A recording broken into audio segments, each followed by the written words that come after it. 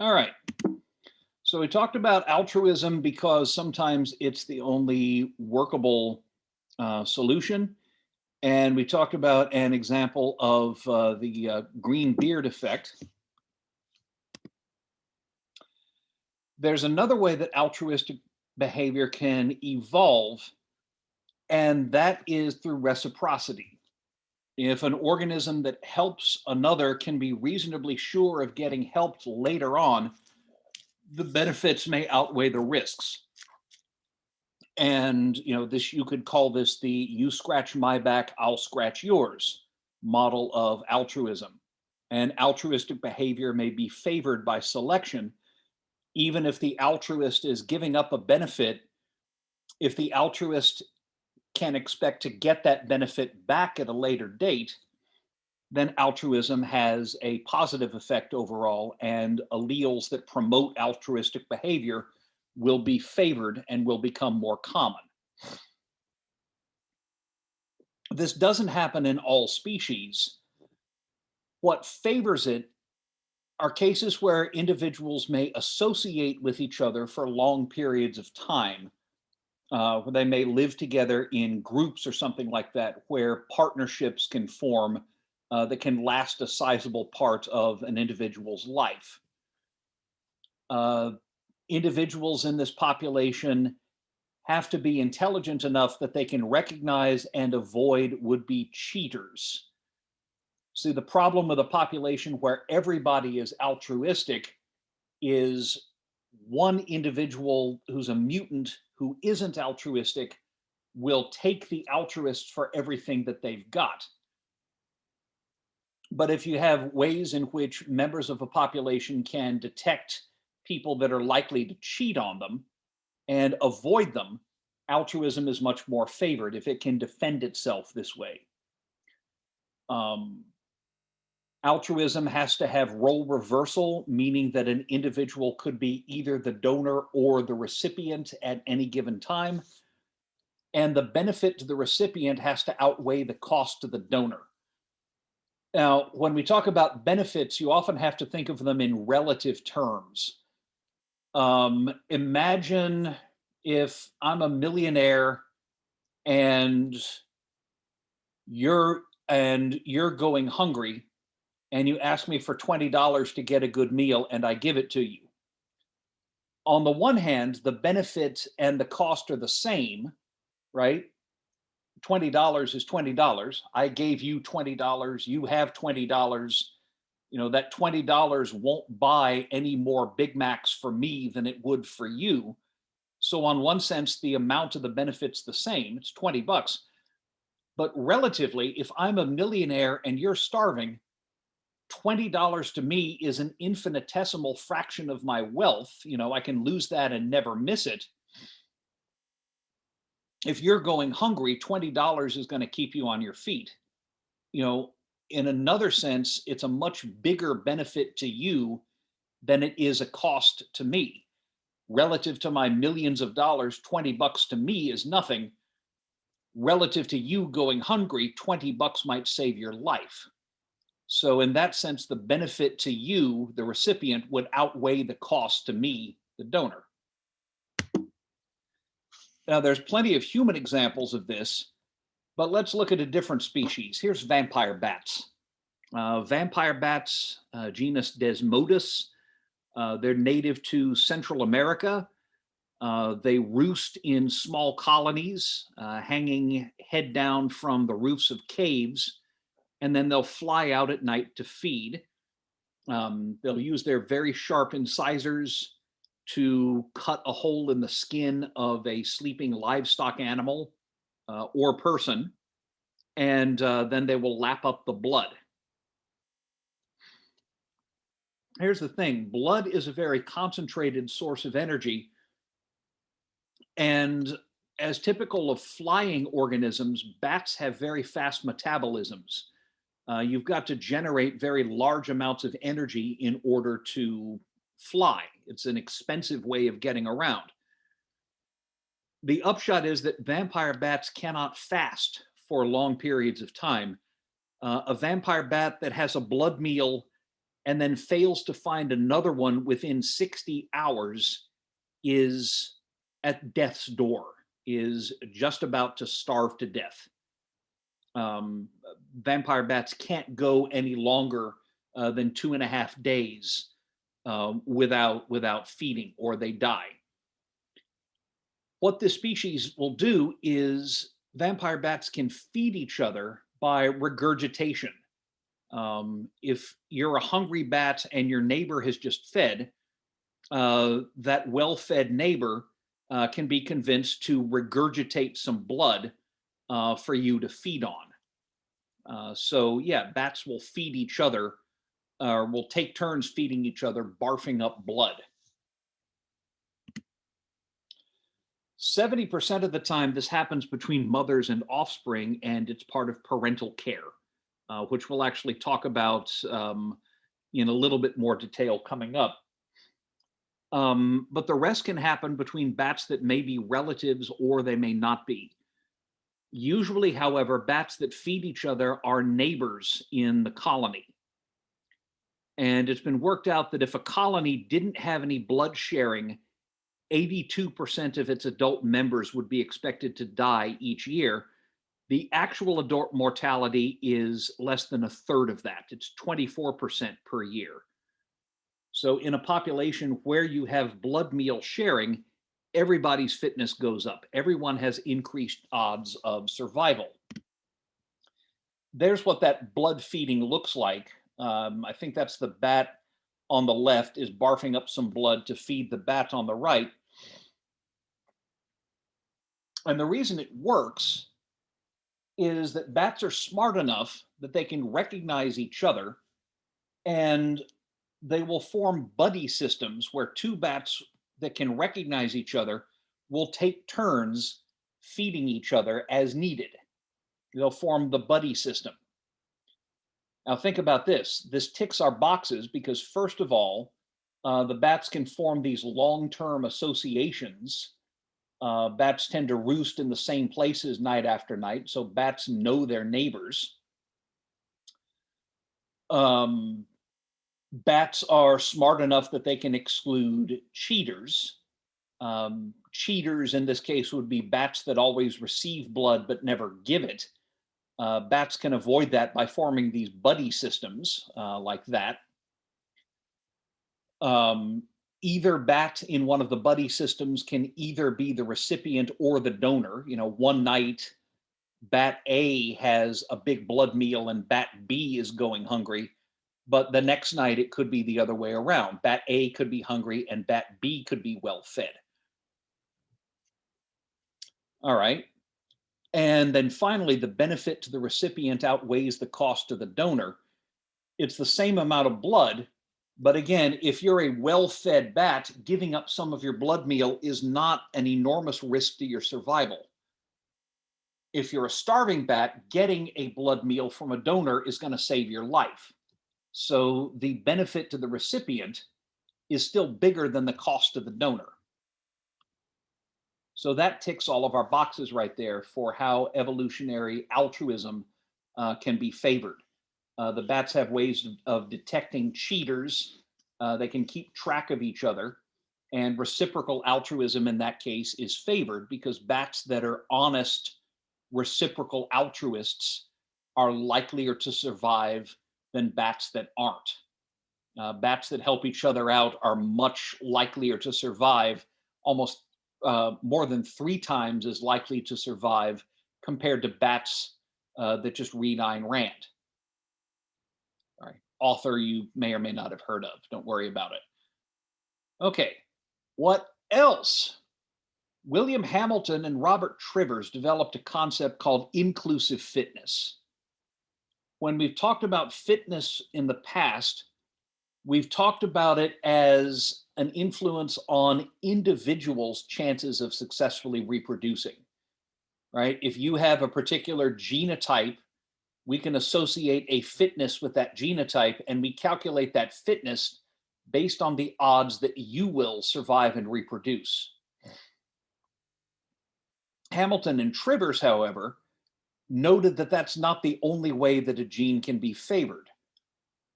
There's such a thing called indirect fitness, which results from the successful reproduction of relatives. And the sum of the two is inclusive fitness. It is fitness that's based on the effect of having a genotype on individuals' chances of reproducing, plus the effect of having a genotype on the individual's relatives successfully reproducing. So imagine we have a gene that causes individuals that have it to sacrifice some benefits for the sake of their relatives, a gene that makes you want to help your relatives even if it costs you. Well, here's the thing. The relatives are probably carrying the same gene for the simple reason that they're relatives. That's the definition of relative, is somebody that shares a lot of your genes, right? Because they share your ancestry, your brothers or your first cousins or whatever it is, they share a lot of your genes.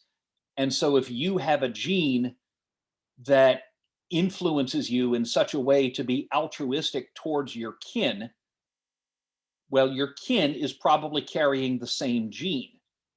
So even if the altruist fails to reproduce, fails to pass on his genes, or even if the altruist doesn't reproduce as much as he otherwise could have, the altruism gene can increase in frequency in the population if that gene makes it possible for the altruist's kin to reproduce, because the kin are probably carrying the altruism gene as well. And we call this kin selection, selection acting not through effects on an organism's phenotype that's got the gene, but effects on the organism's kin.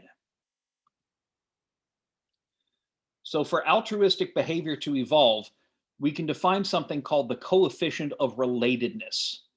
That's the probability that any given allele is shared by two relatives. It also happens to be the average fraction of all alleles that two relatives share.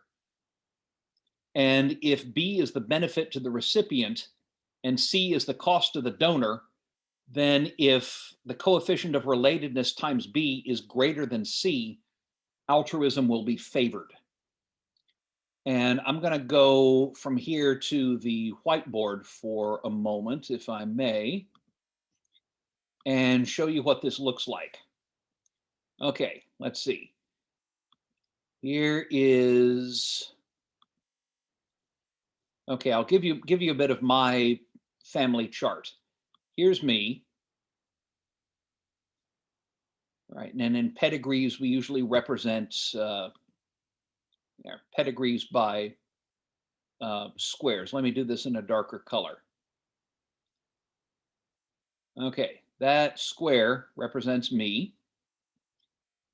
This circle represents my wife. And we've got a kid.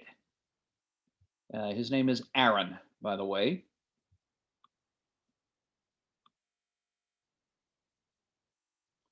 So there he is. All right. Okay. And the question is, how many genes does he share with each of us? Well, for our purposes, we will briefly ignore the effects of the fact that Aaron got a Y chromosome from me and an X from his mama. And that X carries a lot more genes than my Y does. But ignoring that, then our coefficient of relatedness is, let me do this in a different color. The number of genes that we share in common averages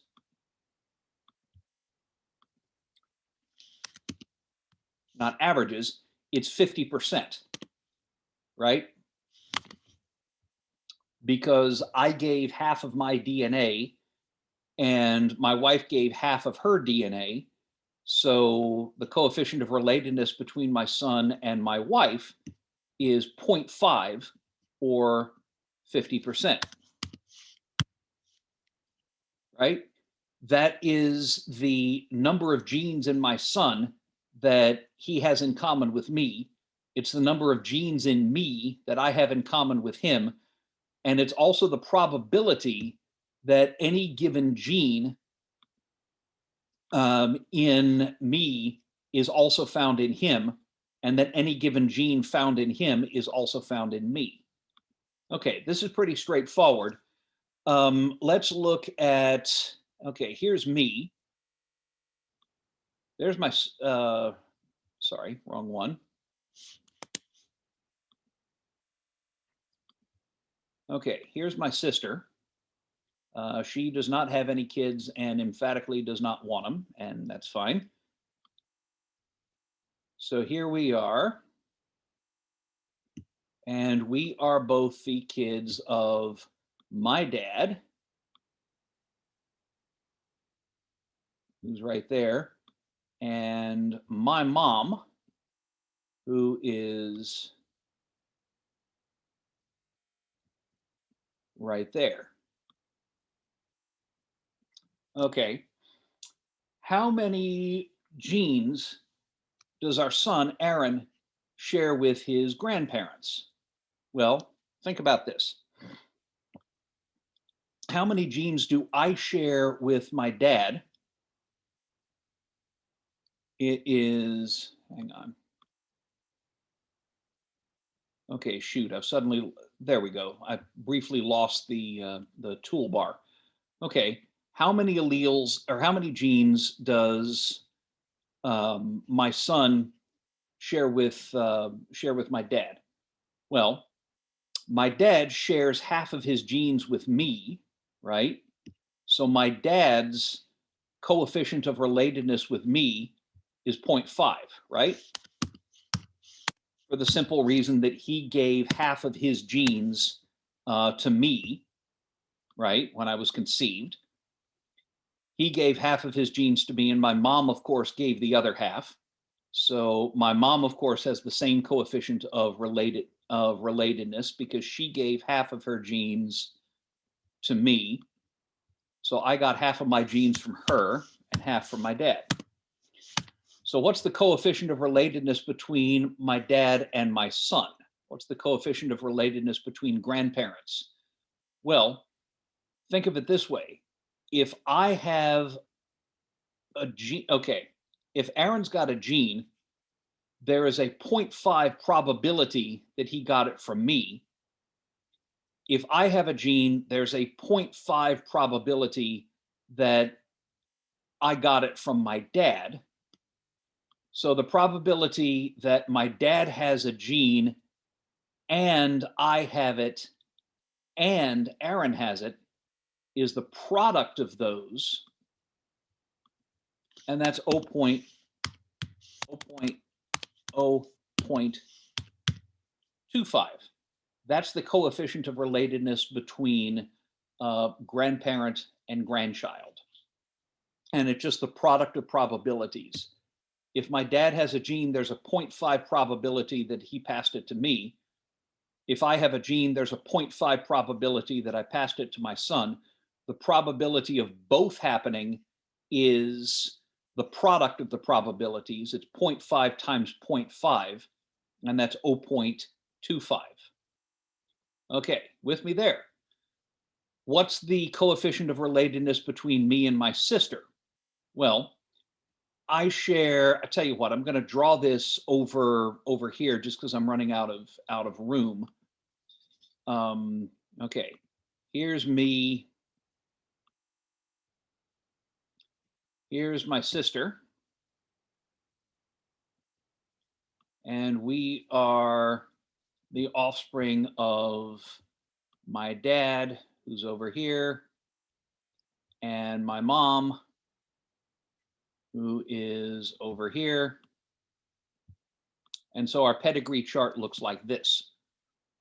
Okay, how closely related am I to my sister?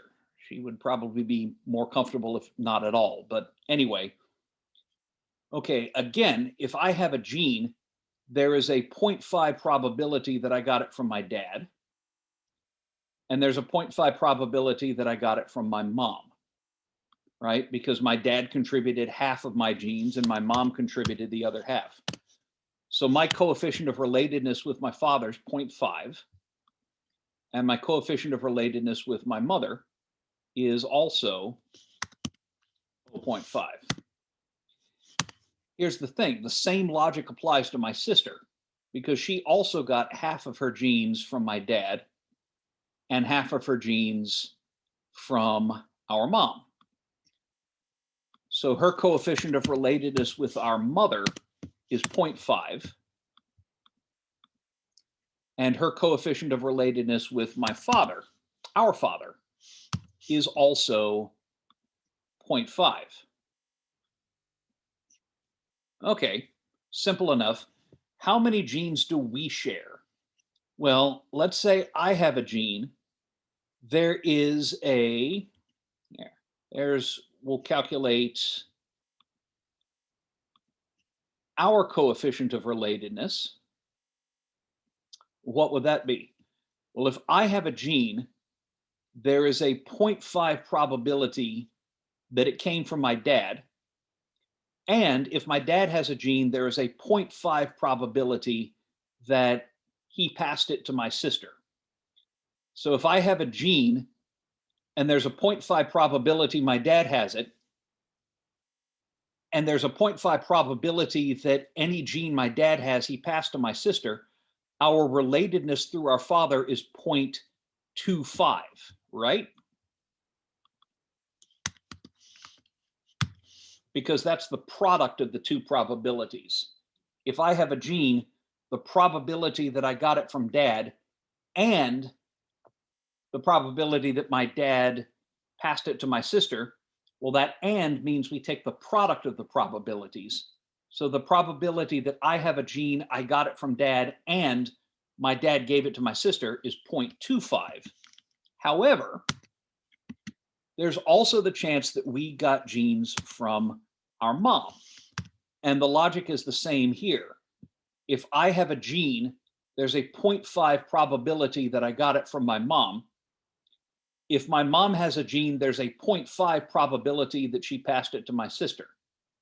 So the probability that I got a gene from my mom and my mom passed that to my sister is also 0.5 times 0.5, which is 0.25.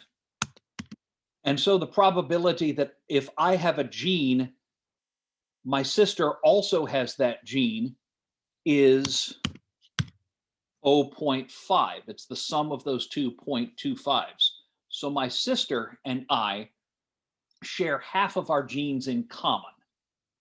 So for any gene that I've got, the probability that my sister has it is the probability that my dad gave it to me times the probability that my dad passed it to her, plus the probability that my mom gave it to me times the probability that my mom passed it to her.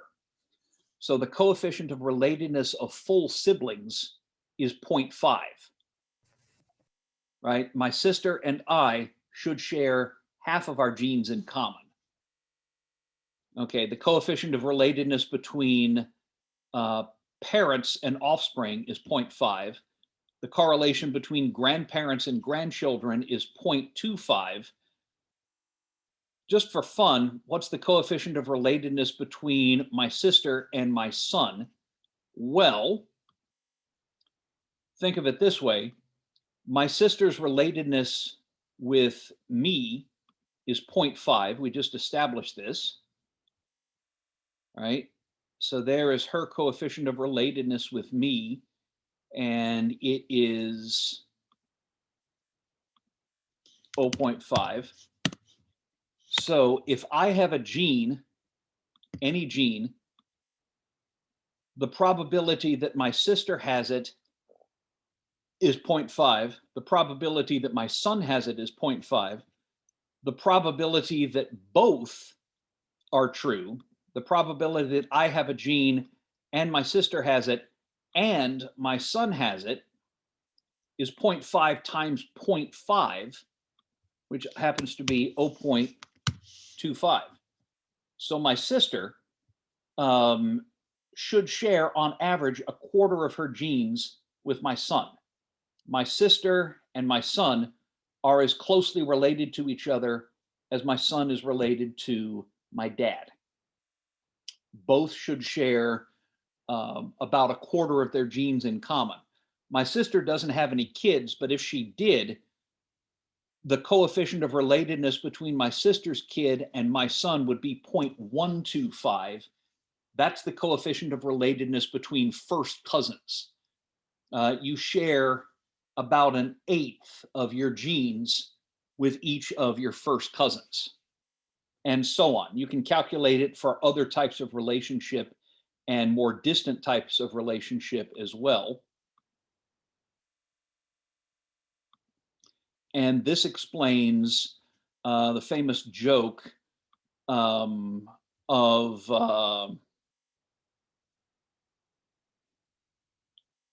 okay. Holly, was your cat tap dancing on the keyboard? Sorry, kind of looked like it. Of JBS Haldane. Haldane was a prominent evolutionary biologist in the early 20th century. And supposedly someone once asked him if he would give his life to save his drowning brother. And he said, no, but I would to save two brothers or eight cousins. The joke being that you share half your genes with your brother. So if you save two of your brothers, it is mathematically equivalent to saving yourself as far as the total number of genes that get passed on to the next generation. You can lose your life, but if you save two brothers, you have passed on your genes as well as if you yourself had survived.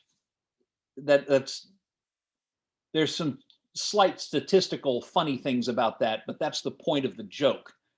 So if you save 8 first cousins, you share an eighth of your genes with each of your first cousin. So if you saved 8 of your first cousins, you have saved as many copies of your genes as you would if you had survived yourself. Okay, that's actually meant to be funny. It's not coming across very well. Okay, accidentally repeated some slides. And we'll look at an example of this before we go on. Belding's ground squirrel is native to mountain meadows of the western US and Canada. You find them in places like the north rim of the Grand Canyon. Ground squirrels feed in groups. They'll all come down and run around in this mountain meadow and feed. And certain individuals stand on sentry duty. Instead of feeding, they'll stand around and watch for potential predators. When a predator is sighted, the sentry gives an alarm call. The sentry makes a loud squeak, and the group runs for cover. The reason this is altruistic is that the sentry that gives the alarm call is drawing attention to herself. And the sentry is almost 3 times more likely to be pursued by the predator. That's altruism because the sentry is running a greater risk of getting eaten by the predator, right? If the sentry was acting purely in self-interest, then the sentry might see the predator and just quietly slip away and hide and let the predator take somebody else. But that's not what happens. So how is it adaptive? How have squirrels evolved to give alarm calls when the individuals that give the alarm calls are the ones that are likeliest to get eaten? Well, it turns out that if you look at the distribution of different age classes in a population, you get something like this. Adult females make up about 40% of a typical troop. Adult males are the next most common. They make up about 25%. 1-year females are about 15%. 1-year males, it's about 10%. And the rest of them are juveniles. And if every ground squirrel spent an equal amount of time as a sentry, since adult females make up 40% of the population, adult females would be standing sentry about 40% of the time. And adult males would be standing sentry duty 25% because adult males make up 25% of the population. That's what we'd expect to see if the squirrels are deciding who goes on sentry duty at random. If they're just drawing names out of a hat or something like that, that's what we'd expect. What we actually see looks very different. Adult females make up 40% of the troop, but they give over 65% of the alarm calls. 1 year males make up about 15% of the troop, but they give about 35% of the alarm calls. So the adult females and the 1 year males give almost all of the alarm calls. The adult males almost never do, maybe 5% of the time. So why are the females giving almost all of the alarm calls and the males almost never giving alarm calls? It's not because the males are just distracted because they're watching football. It's because these are colonial squirrels, and grown males, once they're grown, what they will typically do is leave the colony and find a new colony that hopefully will accept them. So a grown male Belding's ground squirrel is not closely related to most of the individuals in his colony. He's only going to be related to his own offspring if he has them. Females tend to stay in the colonies where they're born, and the upshot is that the females are related to most of their colonies. The females, since they stay in the colony where they were born, most of those squirrels are going to be those females' uncles and aunts and cousins and second cousins and third cousins and fourth cousins twice removed.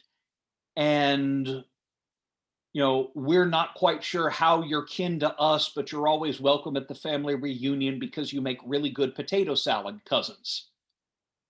All right.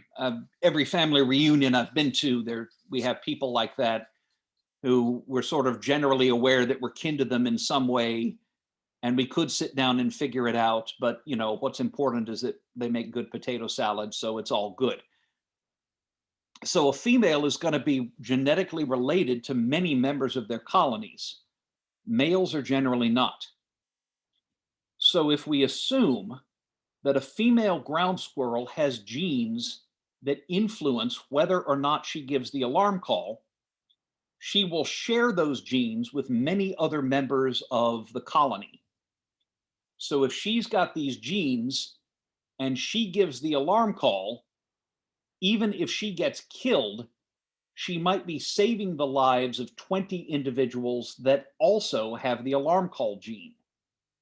So the frequency of the alarm call gene will go up even if it puts individuals at an increased risk of death, because it reduces the risk of death of the individual's relatives who are also carrying that gene. That's inclusive fitness. There's some evidence that ground squirrels can recognize who their close kin are. These kissing squirrels are probably doing this. They're smelling each other and able to figure out whether they are relatives or not. Females are actually more likely to give alarm calls when their close relatives are nearby. So that's how inclusive fitness can explain why female Belding's ground squirrels run these risks, risk getting eaten to give alarm calls. Okay, I tell you what, I had a little bit farther that I wanted to go, but it is getting on towards the end, and I am starting to get a little sleepy and draggy. So by the power vested in me by the state of Arkansas, I'm going to let you folks go a little bit early. So I will stop recording now.